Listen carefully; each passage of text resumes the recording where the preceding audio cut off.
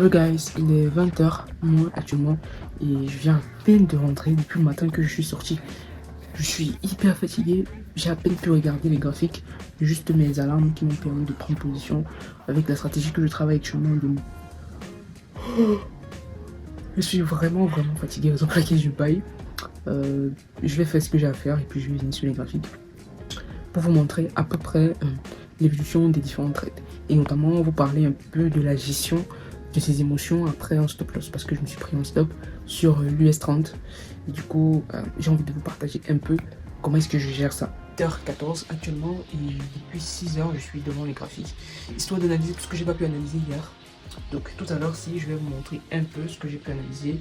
J'ai fait pas mal d'erreurs depuis le début de cette semaine, donc je vais vous partager tout ça. Ok, là on est sur les graphiques et il est 8h25. Je vais vous faire un récap rapide de tout avant de vous parler d'autres choses un peu plus tard que je voulais partager hier. Mais hier j'étais franchement fatigué, hier soir quand je suis rentré. Donc je commence avec la stratégie Breakzen que je travaille sur mon compte propre firme, Funding Tips de 5K. Alors ici, il n'y a pas eu d'opportunité sur le gold. Ok, j'ai cherché les opportunités lundi et mardi, il n'y en a vraiment pas eu. Rien ne coinçait. Je tiens à signaler que l'entrée dans cette stratégie se fait en M5. Et puis, on n'utilise pas une autre unité de temps. On est uniquement sur une seule unité de temps et tout le travail se fait sur cette unité de temps à l'aide de cet indicateur. Donc là, pas grand chose qu'il y a eu hier. Donc je n'ai pas eu à prendre, j'ai pas pris un trade ici. Sur le gold, il y avait pas mal de divergences entre le graphique et l'indicateur. Parce que ici, on était lundi, ok. Sur ce lundi-ci, je cherchais une cassure à la hausse pour aller en achat. Parce qu'on était clairement sur une tendance haussière. Mais on a plutôt eu une cassure à la baisse qui signifiait que le prix allait descendre. Mais on ne pouvait pas entrer, justement, parce qu'il y a une divergence. On est là, on est haussier, et le prix nous casse plutôt à la baisse. Donc on ne peut pas entrer.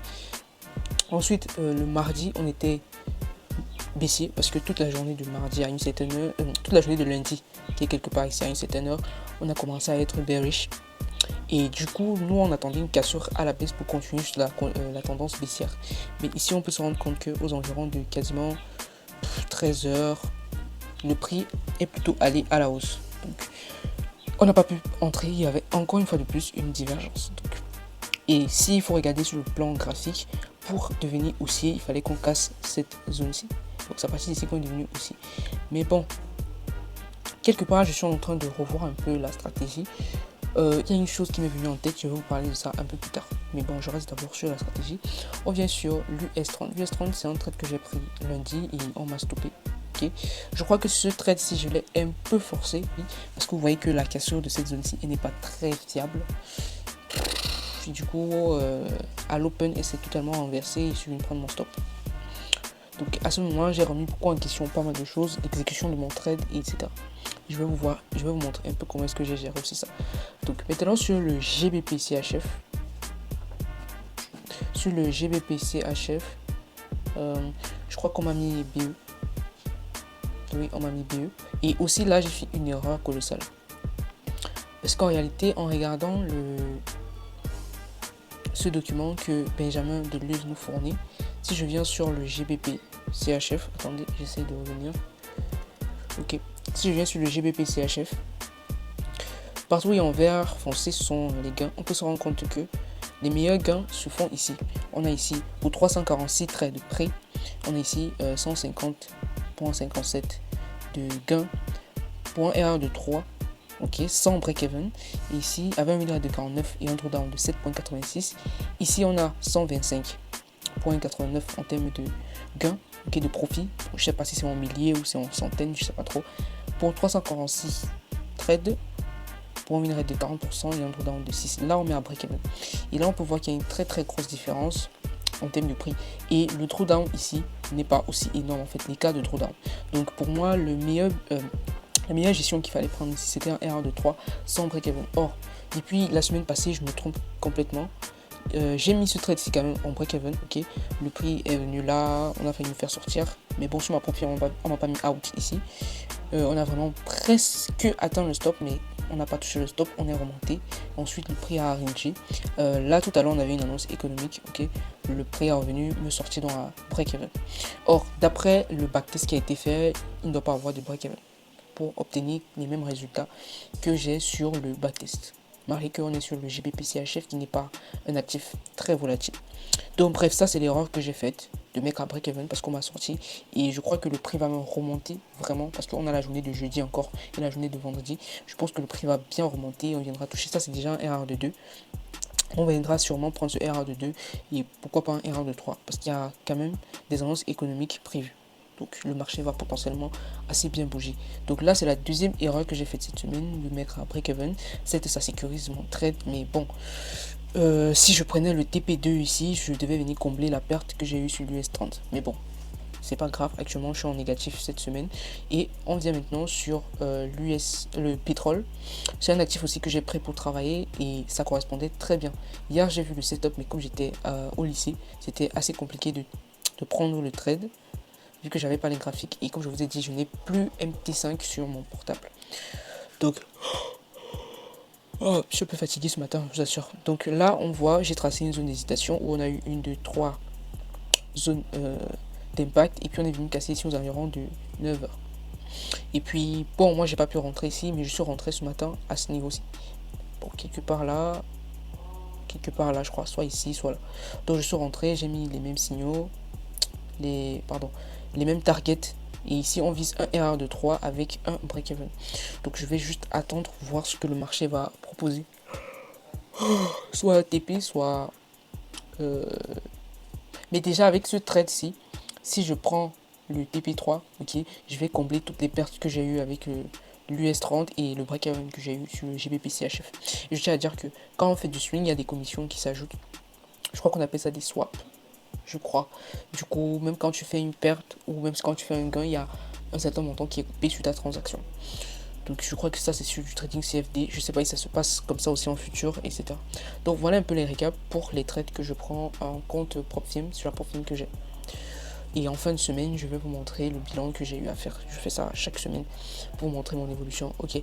En termes d'opportunités sur la double structure, on va commencer sur le GBP USDT. USD, pardon. Alors ça c'est un trade qui est sécurisé, ok. Moi j'ai pas de problème ici. C'est un trade qui est sécurisé. J'aurais voulu mettre le stop ici, mais bon je l'ai mis un peu plus là. Là je vois comment le trade est chute limite. Les annonces économiques qui sont sorties sont plutôt pas très bonnes. Du coup le prix est en train de chuter. Déjà je trade pas encore la fondamentale, mais c'est quelque chose sur lequel je vais me pencher. Alors sur l'USDJPY, on s'est pris un stop. Donc je perds ici 100$ parce que j'aurai 100$ par transaction. Bon, je vais dire 100$ approximativement. Parce que si je traite ça sur un compte réel, carrément, ça va pas le faire. Ok, maintenant viens ici, je vois que les annonces économiques sur la livre sterling sont en train de me déraciner les trades. Ça c'est un trade que j'ai pris, je vais pas dire mardi, je l'ai pris quand même ce matin, oui. Parce que j'ai vu qu'on a cassé, dans la nuit on est revenu briser ici. Donc l'entrée devait être plutôt là, voilà. L'entrée doit être là, oui. Et du coup on va chercher un erreur de 3, mais avec les annonces économiques qui sont sorties ici, j'ai l'impression qu'on va me stopper. Bref, en tout cas on va observer, voir. Donc c'est un trade que j'ai pris, oui, mardi, ouais, je suis entré là. Ensuite, ça c'est le Euro CHF, ok. On a toujours notre trade. Je sais plus trop quand est-ce que j'ai pris le trade là. Vendredi, oui, que je l'ai pris. On est rentré. Voilà, ça c'est le trade que je voulais vous faire part, un autre trade, où j'ai décidé de clôturer, ok, à ce niveau-ci. Vous voyez cette ligne blanche que j'ai mis là, j'ai déplacé mon stop loss là, parce que quand j'ai vu cette accumulation-ci, je me suis dit, oh, possible que le trade revienne jusqu'ici et prendre mon stop loss à 50%. Donc j'ai close le trade ici. C'est ici que j'ai close le trade. Je sais pas si j'ai bien managé ou pas, mais c'est ici que j'ai close le trade à 0.53 de RR. C'est pas énorme, mais bon. Quand j'ai vu comment on a cassé cette accumulation, oh my god, je suis fatigué, je vous assure. Et putain, il est 8h. Quand j'ai vu comment on a cassé cette accumulation et qu'on est allé à la baisse, bon, j'ai essayé de prendre la distance de cette accumulation, je l'ai projeté là. Donc l'accumulation ici me montrait qu'on est potentiellement en train de venir me faire sortir. Donc j'ai close rapidement le trade. Sur l'euro USDT, ok, il n'y a rien à dire. Rien à dire vraiment. Vu qu'on est en H4, on va quasiment rien faire. On va juste patienter la plupart du temps. Alors ça, c'est un autre trade que je suis en train d'attendre.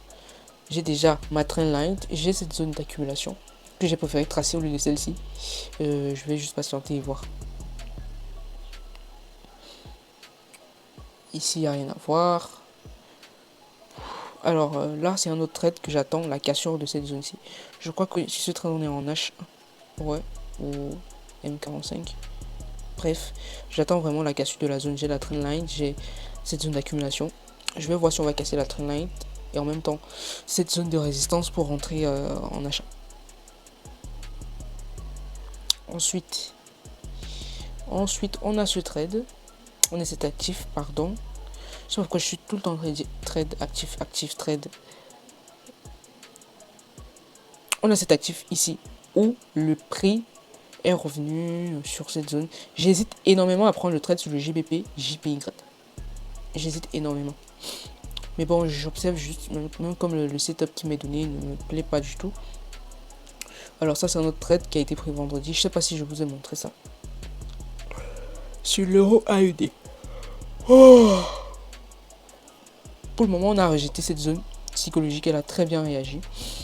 C'est une question que je me pose souvent avec ces stratégies, c'est de savoir si on a une réjection sur la zone psychologique, est-ce qu'on doit close le trade ou est-ce qu'on doit attendre tout simplement. Donc ensuite on a la UDUSD, pour l'instant rien, on attend la cassure de la zone de support et on termine avec, j'ai l'impression que c'est la même chose, non, on termine avec la UDCAD, j'ai l'impression que c'est la même chose, ok, la UDCAD, seigneur. Quel massacre. On a eu cette accumulation aussi. Et puis on a eu le prix qui a cassé là. Et je crois que c'est un trade que je prends en 2 heures. Donc là on vient briser brièvement la zone psychologique. On va voir comment le prix va réagir. Grosso modo, voilà un peu l'évolution de tous mes trades. Ok. Quelqu'un m'a posé la question de savoir combien d'actifs je trade. Alors, lorsqu'on traite de la stratégie double structure, pour être sincère, on a peut-être par actif au trop un trade, voire 2 par mois. Donc, juste rester sur un seul actif, parfois on peut avoir des mois où on n'a pas de trade, c'est-à-dire vu qu'on doit attendre déjà une trendline et puis une accumulation, il peut arriver qu'on n'ait même pas de trade sur l'actif là. Alors, comme j'ai dit tantôt, cette stratégie, je la travaille encore en démo. Ok, raison pour laquelle j'ai un Notion où je note franchement tout. Et j'ai décidé de travailler cette stratégie en démo pendant 3 mois. Du coup, vous voyez qu'il y a des dizaines d'actifs sur lesquels je travaille. Et je screenshot vraiment tout. Ok, le week-end, je m'assois, je prends et je note vraiment tous les actifs. Mon but, c'est de voir, ok, après 3 mois, quels sont les actifs qui m'ont apporté le plus de résultats. Sur lesquels je vais peut-être me focaliser. Ok, pour un départ, je vais peut-être commencer à travailler en réel avec 5 actifs. Mais avant de travailler avec ces 5 actifs en réel, il faut déjà que je puisse voir quels sont les actifs qui offrent une meilleure réaction du prix par rapport à la stratégie. Ok, donc raison pour laquelle il y a une dizaine d'actifs que je travaille. C'est vrai que beaucoup de traders vont dire que lorsque tu trades, il te faut avoir 1 ou 2 actifs. À mon avis, ça dépend du style de trading que tu fais. Quand tu fais du scalping, tu ne peux pas avoir 10 actifs et scalper 10 actifs en même temps. C'est extrêmement compliqué. Pour un day trader, tu peux avoir 5 actifs sur lesquels tu peux travailler. Pour moi, c'est possible. Ok. Ça dépend aussi de la taille de ton compte et de combien est-ce que tu risques par trade. Parce que si tu as peut-être un compte de 500 $ et tu vas ouvrir peut-être 5 trades la journée, tout dépend en fait, à mon avis, de comment est-ce que tu structures ton système de trading. Si tu décides que ton système de trading, tu dois avoir au maximum par jour perdre 1%, maintenant tu peux décider que par jour, tu peux prendre 2 trades. Par exemple, sur la stratégie Breakzen, je me suis donné une règle, j'ai 4 actifs sur lesquels je travaille, cette stratégie, mais je me suis donné une règle de prendre 2 trades maximum. Maintenant, il peut arriver que je prenne 3 trade sur ces stratégies, justement parce qu'il y a un trade que j'ai peut-être mis à break-even, je l'ai sécurisé, ok, ça veut dire que je ne perds plus d'argent sur ce trade là. Du coup, j'ouvre un autre trade sur un autre actif si j'ai un setup assez intéressant et qui correspond à toutes mes confirmations en fait. Donc là, franchement les gars, je suis fatigué. Oh. Le voyage d'hier là m'a fatigué énormément et je suis rentré très tard. Donc voilà un peu ce que je peux dire par rapport à cette question qu'on m'a posée. Terminer cette vidéo, j'ai envie de parler un peu de la gestion d'un trade lorsque il finit en stop loss. Pour être sincère, quand on est débutant, on a tendance à faire de l'overtrading. C'est-à-dire quoi? On va tout le temps chercher à prendre d'autres trades histoire de rattraper la perte qu'on a fait. Je ne sais pas trop comment est-ce qu'on appelle ce biais psychologique, mais je crois que tout le monde est passé par là. Tout le monde qui a commencé à trader, sauf peut-être quelqu'un qui a eu un mentor, mais je pense que tout le monde a déjà eu à faire ça. Et pour moi, la solution que j'ai eue à chaque fois que je prends un stop, c'est d'avoir une certaine attitude, un certain comportement pour éviter que je fasse n'importe quoi. Parce qu'à ce moment, on peut se sentir très mal, ok? Prendre un stop loss, même si on se dit, ah, j'ouvre ce trade, ça peut finir en stop, ça fait toujours mal en soi, ok? Perdre quelque chose, surtout quand c'est de l'argent ou quoi que ce soit, en fait, perdre quelque chose qui a autant de valeur comme l'argent aujourd'hui, ça fait toujours mal, d'accord? On veut toujours gagner plus. On n'est pas dans la logique, franchement, sur le plan psychologique, de perdre de l'argent. Imaginez lorsque vous achetez peut-être un article à 10 000 francs et qu'en fait il ne valait que 5 000 francs. Vous avez un peu cette douleur de vous être fait arnaquer par le vendeur qui a vendu l'article au double de son prix réel. Donc à ce moment-là, moi je me dis comment est-ce qu'il faut gérer lorsqu'on se prend un stop loss. Alors moi j'ai une façon de travailler, c'est que lorsque je prends un stop loss, peut-être lundi, je ne dois rien faire cette journée-là. Donc l'action que je dois faire, c'est ne rien faire par rapport au trading sur ce stop loss. Ok, je prends le stop loss que j'ai pris sur l'US30. C'est un stop qui m'a un peu dérangé de voir la vitesse à laquelle le stop est arrivé. Pourtant, j'ai trouvé que le setup c'était un très beau setup et que même si je devais me prendre peut-être un stop après, je voulais quand même voir le prix évoluer. Mais le prix s'est directement retourné et on a pris un stop. Et là, la première chose que j'ai voulu faire, je ne vais pas vous mentir, c'était d'essayer quelque part de remettre un peu en question ma stratégie. J'ai commencé à avoir un certain nombre de pensées. Je voulais déjà aller sur les graphiques, essayer de voir est-ce que je peux pas utiliser les anciennes stratégies que j'avais avant, histoire de récupérer ce que j'ai perdu. Bref. Et là, je me suis rappelé de la structure que je me suis mise en tête à chaque fois que je prendrais un stop, c'est de ne rien faire. Me déconnecter des graphiques et ne rien faire toute cette journée-là, attendre le lendemain. Donc, moi, c'est ce qui marche pour moi. Parce que si je ne l'avais pas fait, je suis sûr que je devais faire n'importe quoi. Et pour moi, si on ne gère pas bien ses émotions lorsqu'on prend un stop loss ou même lorsqu'on prend un TP, parce que ça arrive aussi, l'ego, lorsqu'on fait des TP, on se dit oh, on va prendre notre trade, on va prendre notre trade. C'est à ce moment que notre trading part en vrille, même si on a la meilleure stratégie au monde. Donc là, moi, ce que je fais, c'est que je ne fais rien. Okay, c'est la première chose que je fais, ne rien faire toute la journée là. C'est-à-dire, si je me suis pris un stop lundi, alors je ne ferai rien. Sauf peut-être s'il faut manager les autres trades. Peut-être si mon trade est arrivé sur un point, il faut mettre après Kevin. J'irai mettre peut-être le trade après Kevin. Mais je ne dois rien faire. Je vais plutôt chercher ici à ne même pas réfléchir par rapport au stop et attendre le lendemain. Donc le lendemain, c'est-à-dire mardi qui était hier, je me suis un peu questionné sur le trade que j'ai pris. Parce que le matin avant de partir au lycée, j'étais sur les graphiques d'abord. J'ai essayé de revoir le trade sur l'US30. Et je me suis rendu compte que quelque part, je me suis un peu précipité. Je n'ai pas bien appliqué la stratégie. Okay, donc la personne qui était fautive ici, c'était moi. Je me suis un peu précipité. Et là, c'est à ce moment que j'ai détecté quelque chose d'assez intéressant sur ces stratégies Brickzen que Benjamin nous propose sur sa chaîne YouTube. J'ai pas encore eu à travailler ça. Mais c'est un déclic que j'ai. Je ne sais pas si c'est une version améliorée de la stratégie. Déjà que je ne pourrais pas backtester. Parce que les backtests que lui il fait, il programme ça pour pouvoir backtester et avoir plus de 400 trades. C'est pas un truc qu'ils font manuellement. C'est pas possible. Même si tu le fais, il faut être tellement discipliné, tellement organisé pour ne pas te tromper au niveau des calculs, au niveau de tout. Vraiment, c'est très subtil ce genre de backtest sur plusieurs années, sur pratiquement plus de 20 ans. Ok. Donc, le hic que j'ai eu sur cette stratégie, je vais un peu la peaufiner avant peut-être de vous présenter ça. Et je vais un peu essayer de voir si ça marche réellement. C'est un truc qui est là, que je vois, ok, mais je ne suis pas sûr si ça marche. Je ne sais pas, comme je vous ai dit, si c'est une version améliorée de la stratégie. Mais bon, on verra. Donc c'est un peu ce que je voulais vous parler, même comme mes pensées ne sont pas très organisées. Je suis quand même assez fatigué. Et puis bon, voilà un peu ce que je voulais vous faire part. Je pense que pour aujourd'hui, ça sera tout en termes de vidéo. Je ne vais pas ajouter autre chose parce que là, je dois aller faire le ménage, la vaisselle, ranger ma chambre. Je dois travailler sur un business sur lequel je taffe et potentiellement me reposer. Je dois faire sport.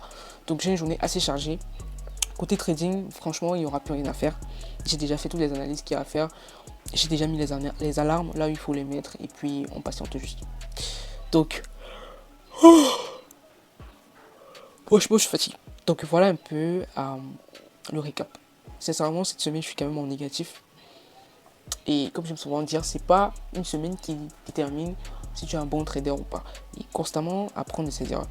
Autre chose encore que j'aime sur le trading, c'est que c'est quelque chose d'assez vaste. Hier encore, j'étais en train de... Donc hier, quand je suis rentré, tard dans la nuit, je suivais un webinaire sur Google Meet où il y a un trader hyper professionnel.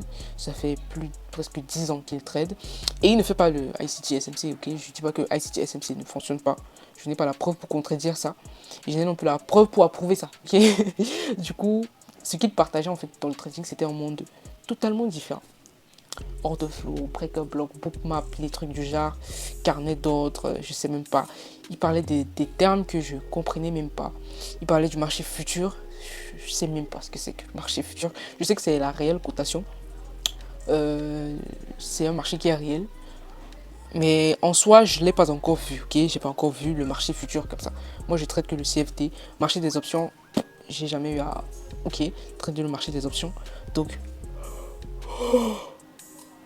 c'est quelque chose d'assez intéressant. Donc en trading, vraiment les gars, si vous voulez devenir hyper rentable en trading, il va falloir que vous vous intéressez vraiment au trading. Moi, je trouve que j'ai trouvé ma passion dans le trading parce que ça a trait aux mathématiques. J'ai fait les mathématiques au lycée, à l'université, j'en ai fait. C'est vrai qu'à un moment donné, les mathématiques ont commencé à me taper parce que à un certain niveau, quand tu arrives à l'université, les mathématiques, c'est plus la même chose que le lycée. Ça devient d'un autre niveau et si tu n'es pas prêt à affronter tout ça, des journées, des nuits de travail, à corriger tes exercices, tout ça, ça va pas être évident.